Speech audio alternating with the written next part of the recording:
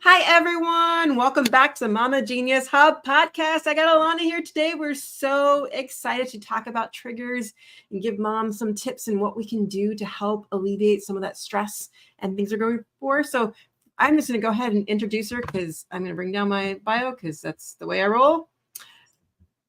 Oops. Okay, it's not working. All right, we're going to read above. Ilona is a powerhouse of positivity. Can't you tell?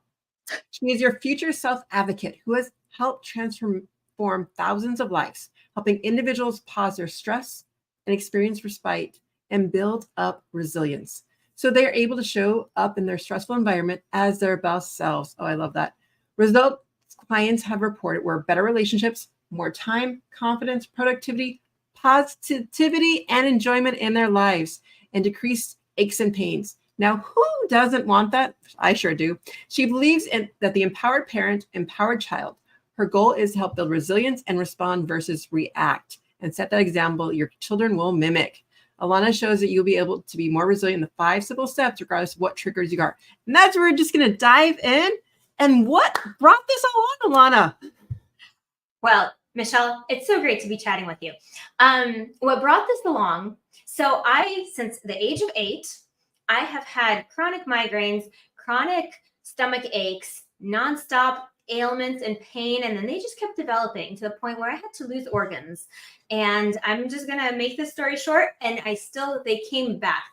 The symptoms, the pain came back, and I had an alphabet soup of things that I was diagnosed with. And so something had to change because there's only so many times I can remove the same organ and so many organs I have, and they're kind of useful, right? So the thing that I stumbled upon is actually Hay House Radio, where a speaker was talking about, hey, change your thinking, and that can change. And I'm like, well, I've tried everything, and there's no way this is going to work, but let's try, right?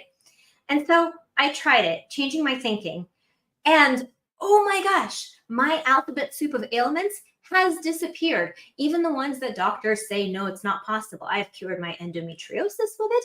I've cured my IBS with it. Yes, and the alphabet soup of additional SIBO, all of this stuff by changing this little good girl up here. All I got to say is, wow.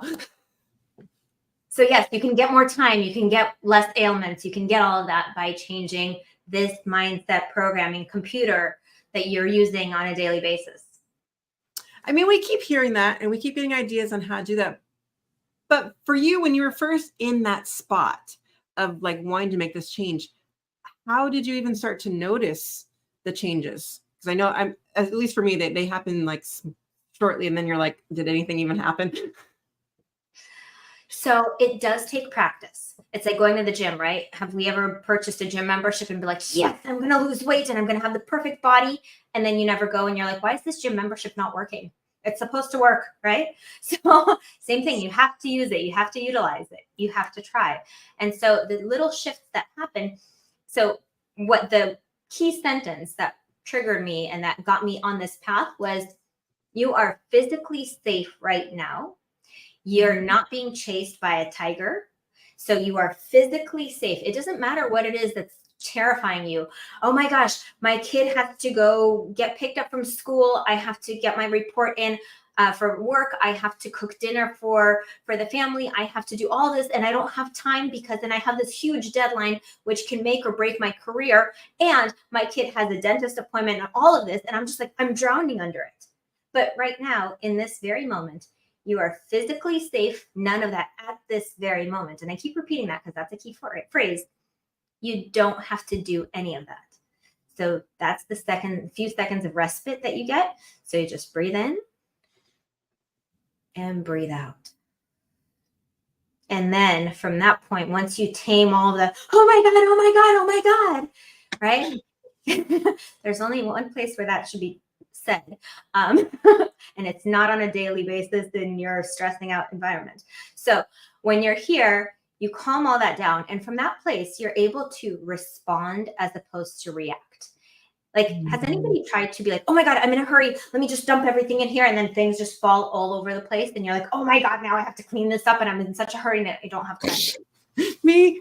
Yes, me too. And so when you kind of like, okay, breathe, and you put things in carefully, it takes maybe a total of 5 seconds more, if that.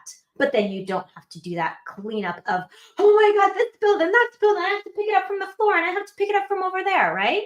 So those 5 seconds are not going to win in the end game of anything, but they will get you calm and they will get you into that mindset.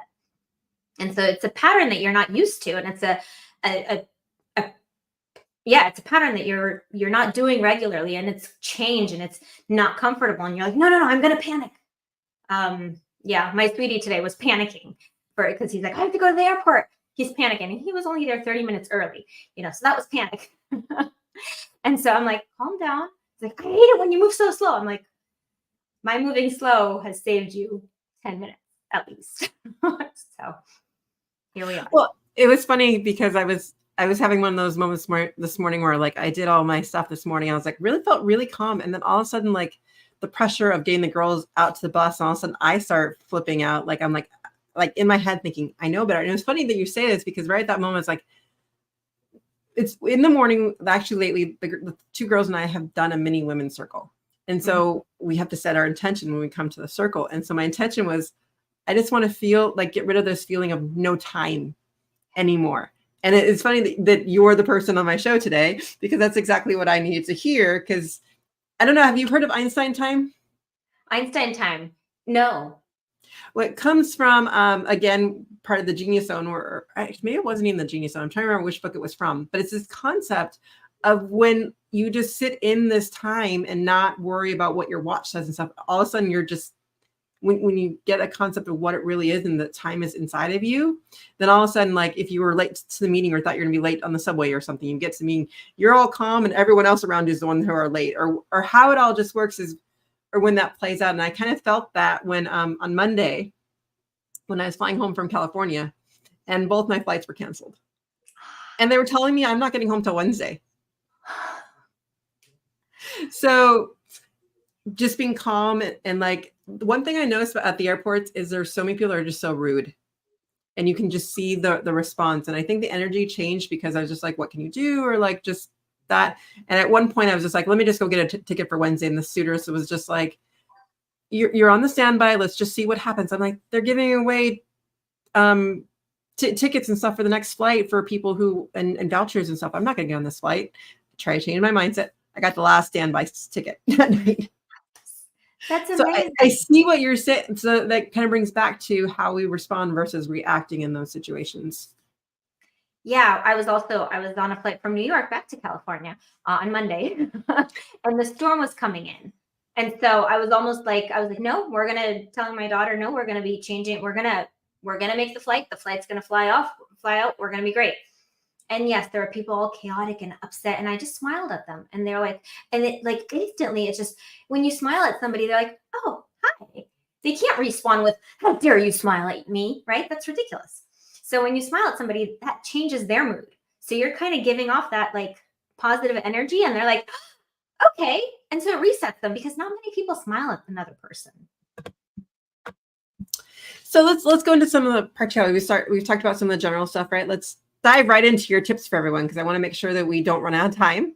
And I want to make sure we get some of those practical tips going, because that's what this is all about. I know moms have that sense of feeling busy and stuff. So it's like, how do we slow? What are some practical tips, you being a mom, me being a mom, that we can bring to the table?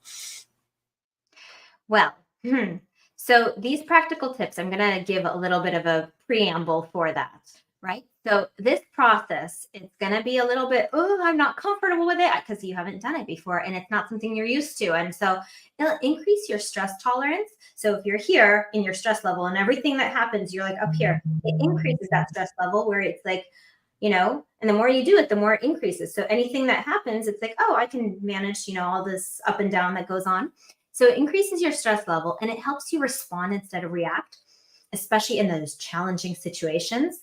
And you won't have to beat yourself up afterwards. Like, oh my God, I'm stressing and I'm yelling at my kids, or I'm yelling at my sweetie, or, all that stuff where you're like, I'm sorry, I didn't mean to yell at you. I'm just stressed. Nobody wants that. So if you're able to respond as opposed to react, you don't have to spend time afterwards and apologizing and beating yourself up for it. So my tips and tricks for this whole process is to stay sober. And don't worry, sober is an acronym. So, but we do want our kids to be sober, and we want to, show that example. So sober is actually perfect right here, right?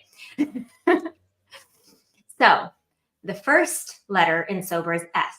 So when you're in this like, oh my God, I'm freaking out. Oh my God, stop. That's the S. Stop. Stop yourself from saying something that you can't take back. Stop yourself from escalating the situation. Stop yourself from panicking and just, getting all frantic and throwing things all around and getting all upset, because kids can feel it. Your hubby can feel it. Do you have any tips on the idea of just stopping, but are there signals or things you can give yourself or something to actually make that more of a habit, or because just to stop, sometimes when you're in that frantic, it's hard to feel that. So I recommend telling your family members, hey, I'm trying this. And if you see me getting frantic, just remind me. And so, my daughter reminds me she's like, Mom, do your PQs. That's, a positive intelligence thing. Or Mom, sober. I'm like, okay. And so having your kids remind you of that, you're like, okay. And you're like, okay, stop. So, and this way, you're teaching your kids by example, and B, they're part of the solution, and they're seeing you transform right there. And so they're like, do as I do, not as I say, because nobody follows what you say. They follow what you do. And so here you're showing them that you're imperfect, and you're showing them you're working on yourself, and you're showing them that this works, and they can actually do it. And trust me, they do. And they share it with their friends, and you'll see a transformed child as well. So getting them involved and telling them to be like, Mom, sober, stop. Or dad, or any of that. But that is kind of the thing that helps. And when you're getting all rattled up, I've for my private clients, I get them a bracelet which either says breathe or sober on it, so that they have a reminder, and that's been helpful. And then some other things, like you can also, when you're just starting out, I've kids right nowadays, my daughter likes to write all over her hands. Gets her creativity out. So writing that on my hand, being like, okay, I'm not going to tell you, oh my God, your hands are so dirty and messy. It just, I create a tattoo of, a fake tattoo with Sharpie or pen or whatever works. Any reminders that I need. I've had, when I was at a Tony Robbins event, I wrote some stuff that I wanted to remember, and I was like, yes. So it helps. And, sleeves kind of roll up and down, and it washes off in 2 days. So those are my tips to remember to stop. And you can put Post-its all over your place. Like when you normally get freaked out or worried, just put a Post-it in the mirror, reminders, or on the fridge, or on the, next to where you make the lunch, or any of that. So put Post-its. I'd say right by the door when you're trying to run out the door. Normally it's by the keys, because normally when you're by the door, you're already running out and you're too late to stop. So, so on the fridge, sober. Oh yeah. Okay. Got it. Yeah. And some of those parts will help you also. Like if you just see the sober, you kind of create new pathways in your mind. And all it takes is a 2 millimeter shift, right? So yeah. Did that answer the question? That did. So we've got S. We're going to stop right now. What about O? Oh, observe. So observe what is causing that reaction. Not the superficial layer of, my child's not listening to me, I'm running late. No. Just observe. And this can happen after you've already calmed down a little bit and in the car.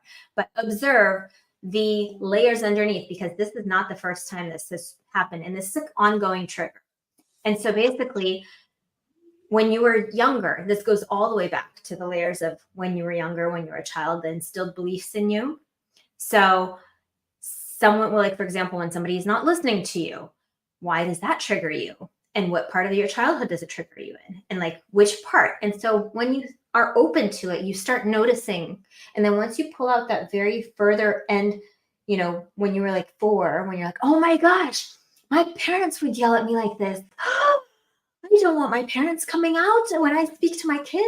I mean, nothing bad with parents coming out, but sometimes when it's those things that bothered you when you were a kid, you don't want your parents coming out when you've been trying so hard to do something that you've been, as a kid, you've witnessed, and you're like, I'm going to do better, right? So we all try to do better because we've seen what we had. We know what we want. We know what we want for our kids. We know what we want for ourselves. So that's where the future self comes in, right? And so it's like, yeah, I want this. And so when you go back, you're like, that's what happened. How can I fix that? And how can I let go of that belief? And so when you let go of that belief, you are now no longer going to be triggered by that. So yes, it's a process, but it like takes out the things with the roots. So it takes a little bit of time, and I would try practicing it on very small things when you're not actually in a hurry.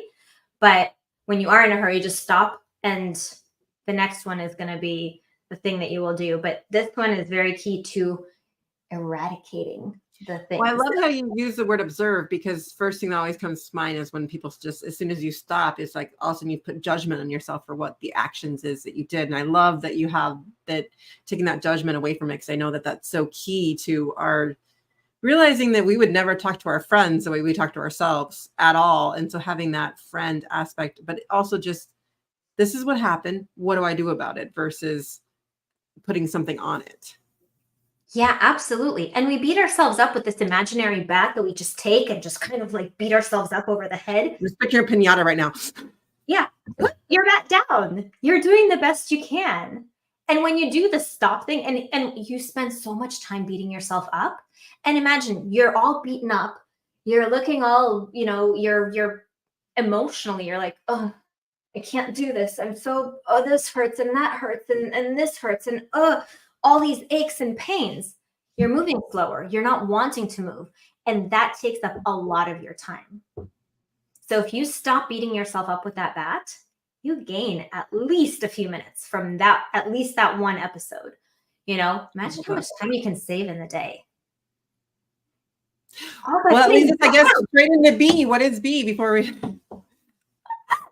Yes, sorry. B is breathe. Huh? At least I can spell today. B is for breathe.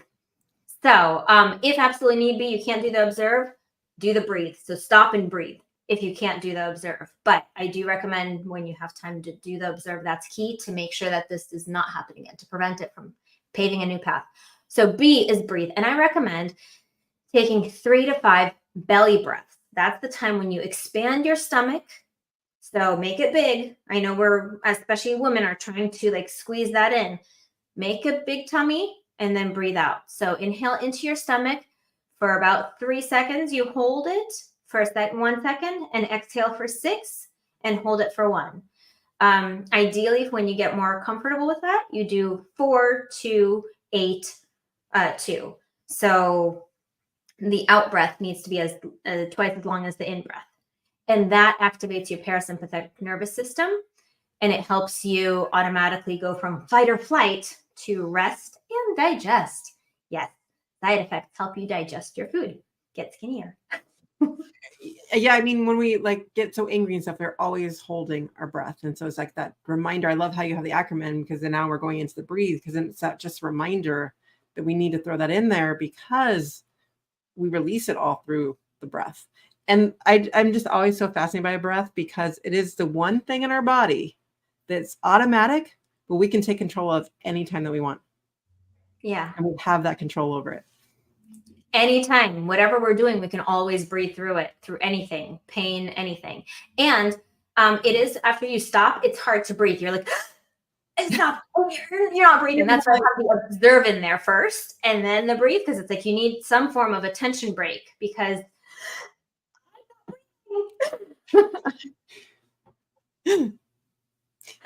yes.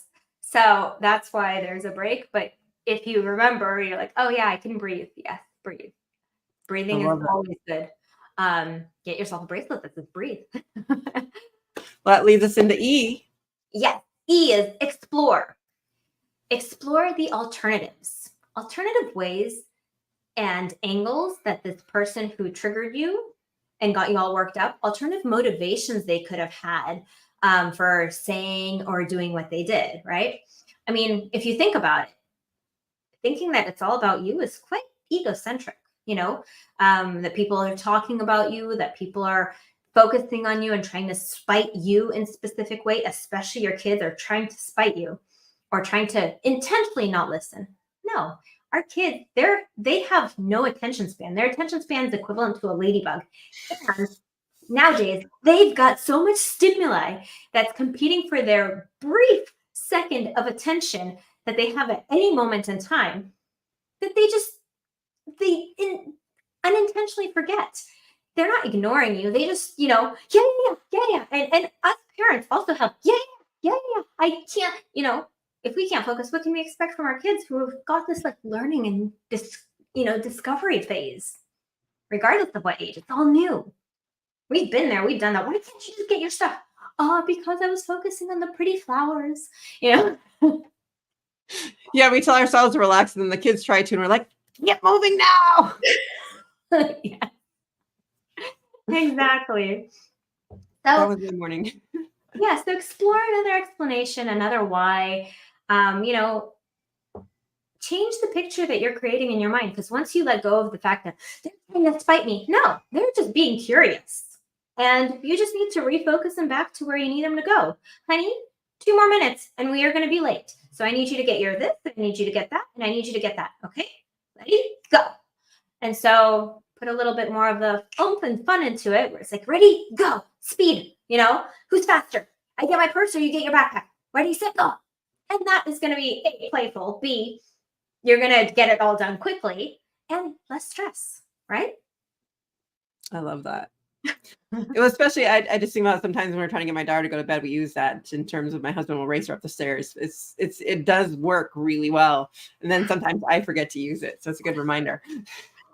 Good. Yeah. I mean, anything we can gamify. Gamifying is the thing that adds dopamine, adds positivity and happiness and joy, and it creates the patterns. So kids are more able to gamify things for themselves. Yeah.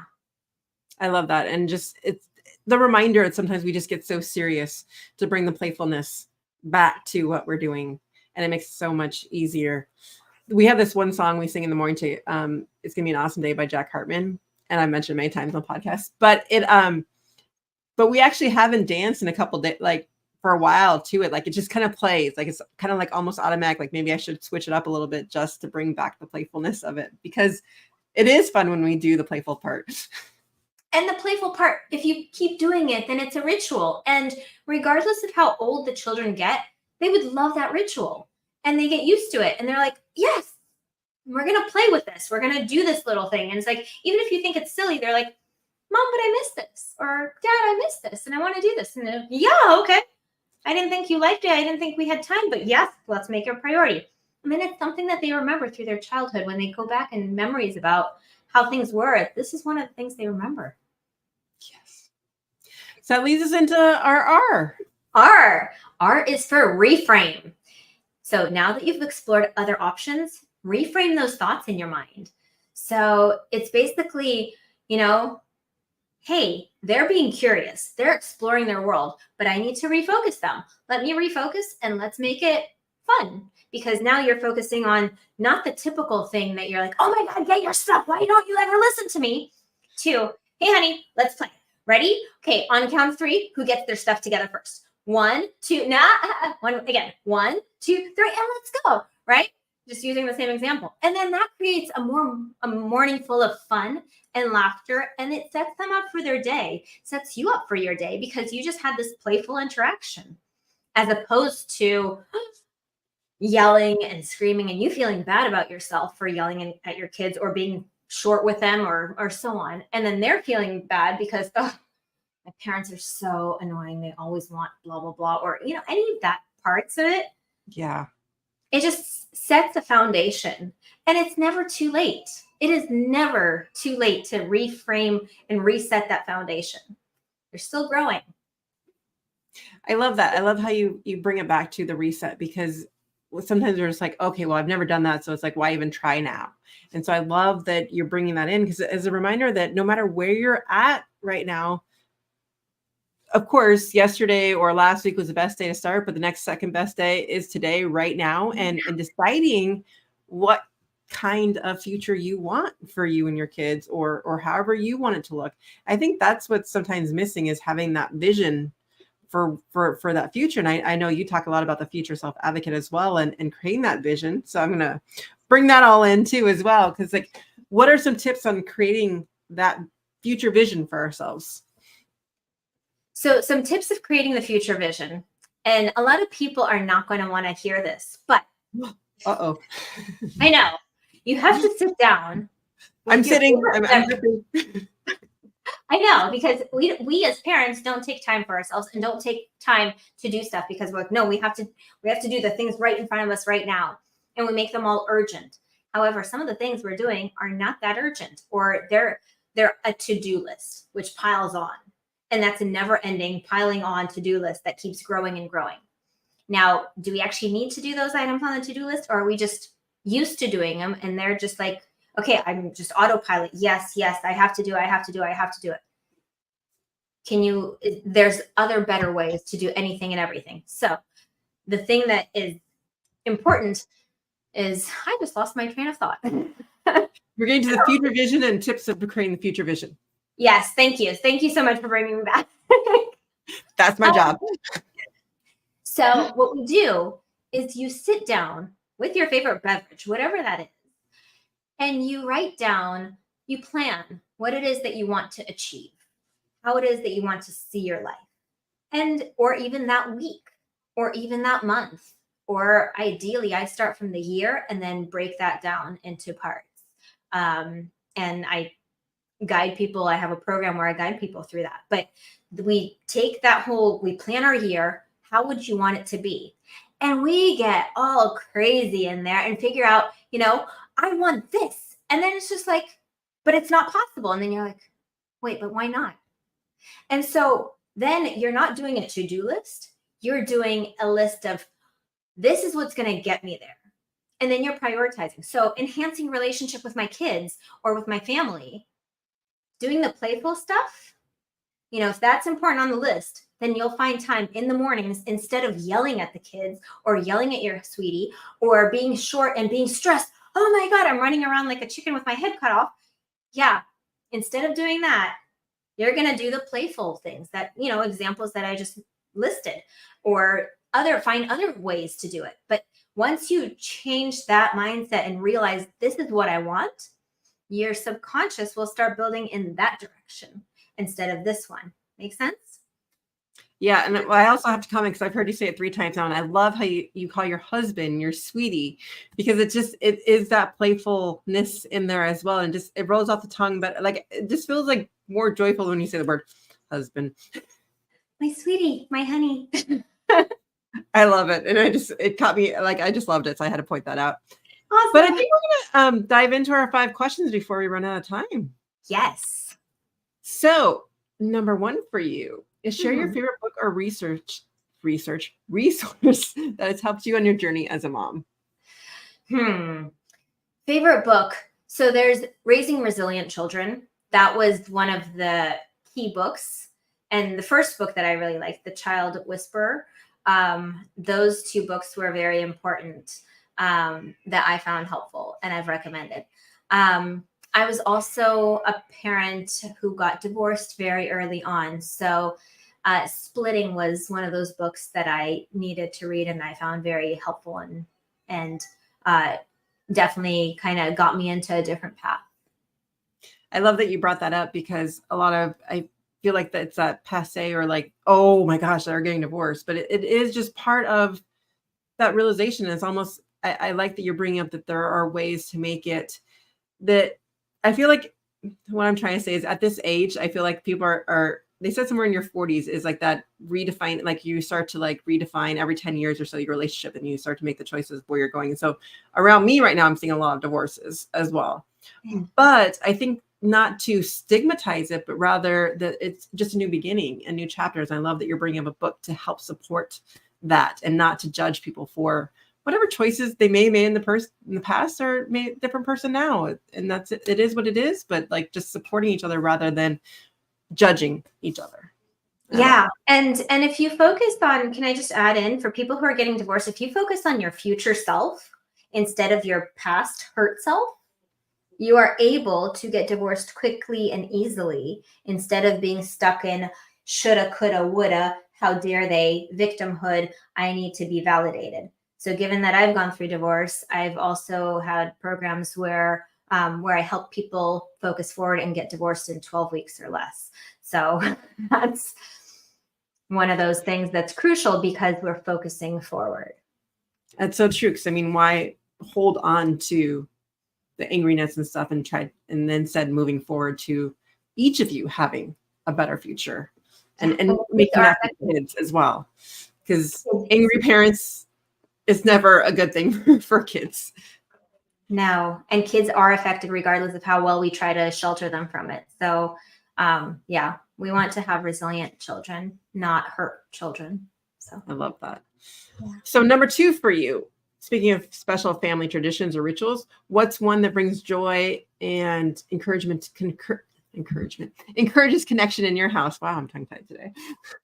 So I'm Jewish, and my daughter and I, we light Shabbat candles every single Friday, and we have her non-alcoholic champagne that we stay sober, that we pour and we giggle and we have fun. We have fun other days too. And we also journal together, and it's only 5 minutes. So I'm not asking my kids to journal long things, but it just gets them in the time frame and in the mindset of, hey, we're going to journal, we're going to do this. And it's just some way of releasing something, and hand to paper is it's very beneficial for me, and it's beneficial for people who I've coached and family members who do this. So helps you actually like embody the things that you bring out of your mind and out of your body onto paper, and you feel relieved afterwards. I love that. I love that you guys do that together. It's so special. Only 5 minutes, 2 minutes. Start with whatever. It's like, I can't have time. I don't have time. You have 2 minutes. You have 5 minutes. A sentence. Yeah. And we start off with saying blah, blah, blah. I have nothing to write, with the hands crossed, and I don't want to do this. Why are you making me? This is horrible. And then I'm like, just write blah, blah, blah. And blah, blah, blah. My mom is forcing me. I don't want to do that, And now it's like, okay, we're going to go get some, a drink. We're going to get our, popcorn or something, and then start writing with whatever it is. So I just have to ask, do you guys share it with each other, or you keep it to yourself? So I was just curious. We share sometimes. Sometimes I keep to myself certain parts, but we do share some parts. I love that. So I had to ask because I was curious.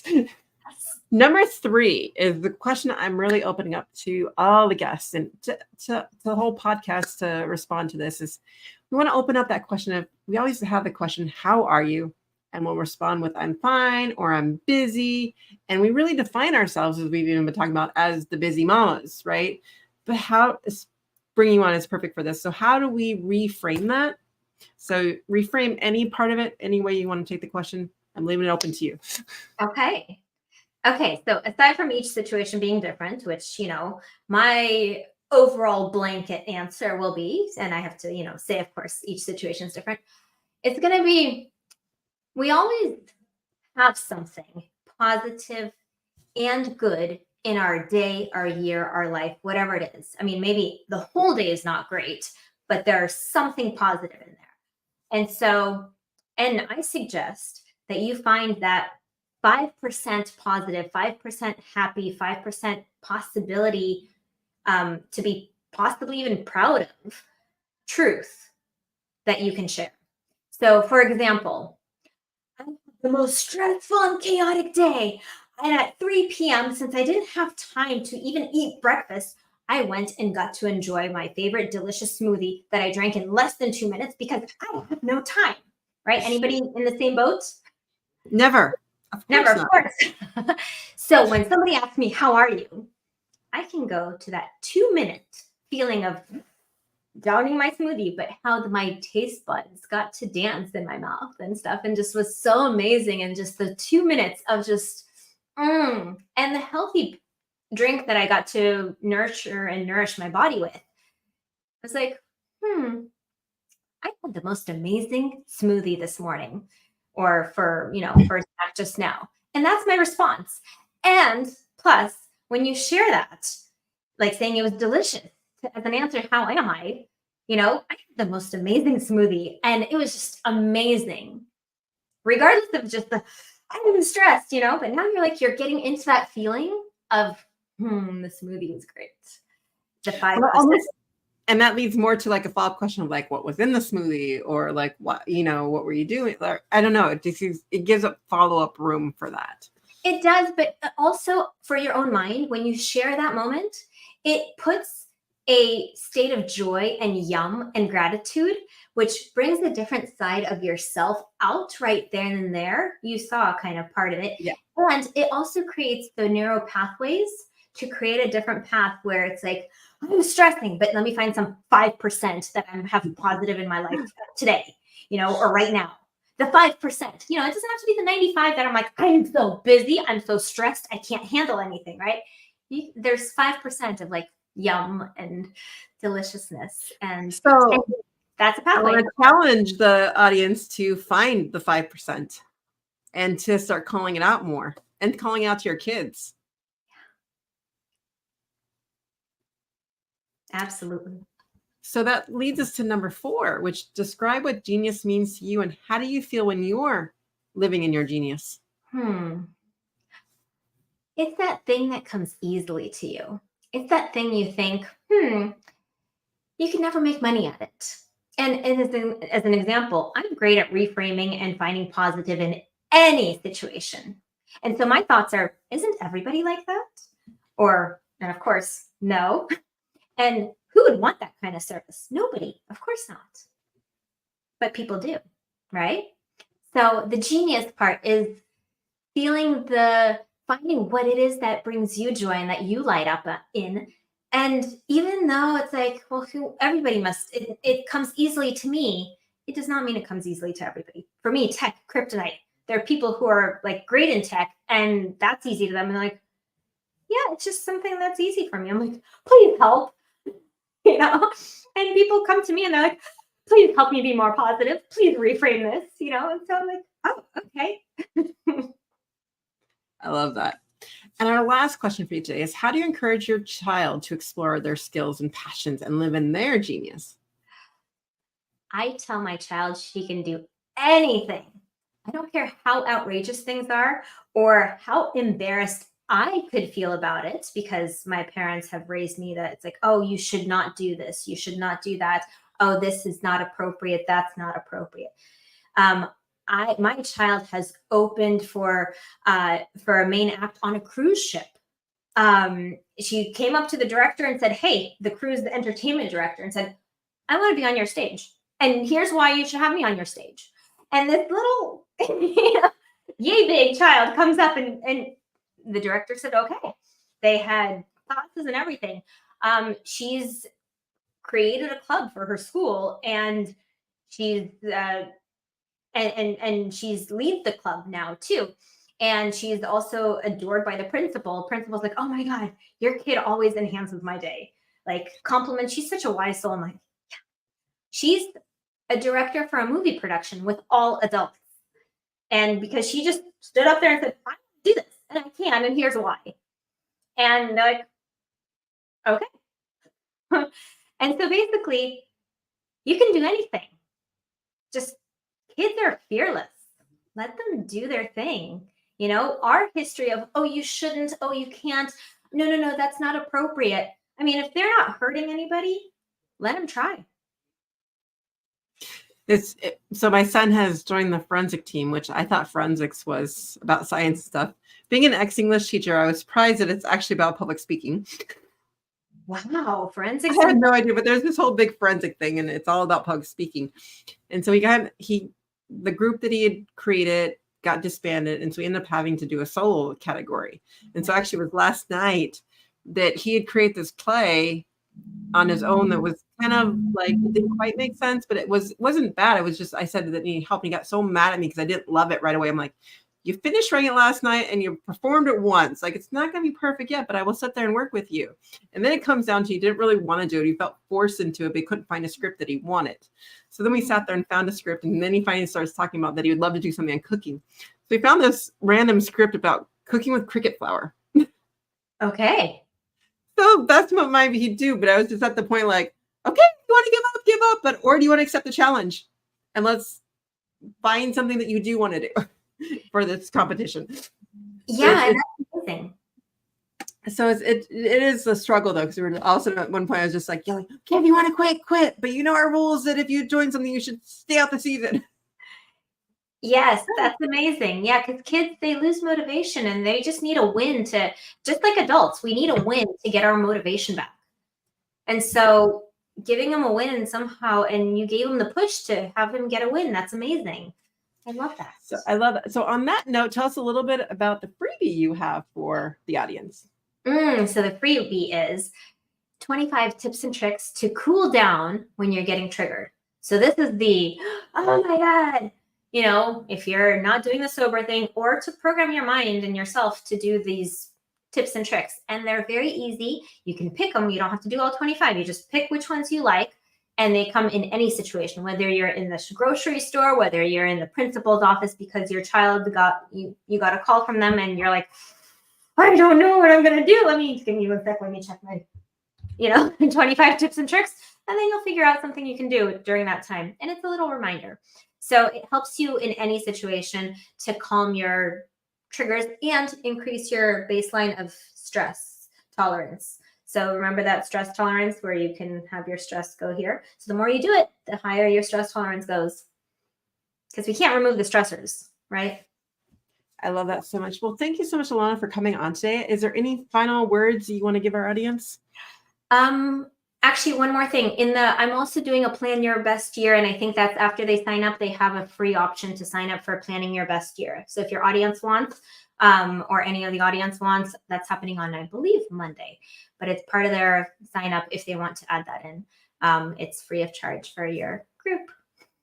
So just to clarify that, those of you who are listening live on the video version, that's Monday, January 22nd. We're in January now. By the time this podcast release, this will be long gone. But I'm sure she'll have other programs that go check out the freebie, and then you'll get directed to other things that she has going on. Yes, perfect. And takeaway, just stay sober in the acronym aspect. I love that so much. Thanks everyone for joining us on the Mama Genius Hub podcast today. Stay sober and just keep dreaming and having fun together. And let's do motherhood together, because that is also more fun. We'll see you on the next episode. Bye, everyone.